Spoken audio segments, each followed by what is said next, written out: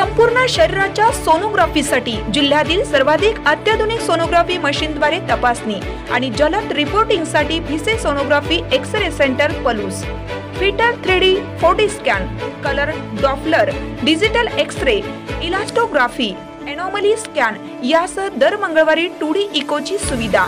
Bhise sonography व X-ray centre Palus, Marathe Shriraj hospital जवळ, Kanyashala road Palus. संपर्क 74 47 39 90 90 आणि 89 83 84 70 04।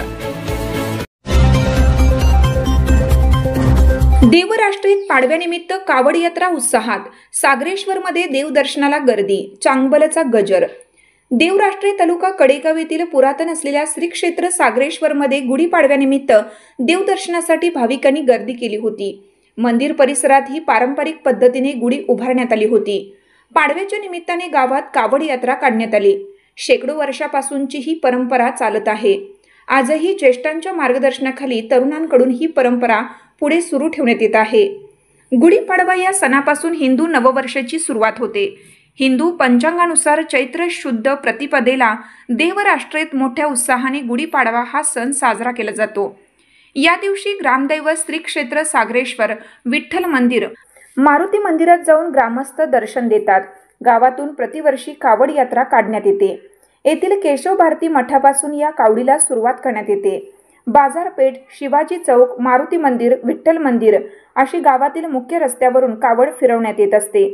प्रमुख चौकामध्ये तसेच घरासमोर कावडीमध्ये असलेल्या 2 भांड्यात पाणी ओतून ती नाचवण्यात येते। दोन्ही भांड्यातील पाणी सांडून गेल्यानंतर दुसऱ्या व्यक्तीकडे कावड देण्यात येत असते। यावेळी हर हर महादेव, सागरेश्वराच्या नावानं चांगबल अशा घोषणा देण्यात येतात। या कावडीचा मान केशव भारती मठातील पुजाऱ्यांकडे आहे। या कावड यात्रेत स्थानिक कलाकार तानाजी करडे आणि त्यांचे सहकारी यांच्या पारंपरिक वाद्याने रंगत आणली।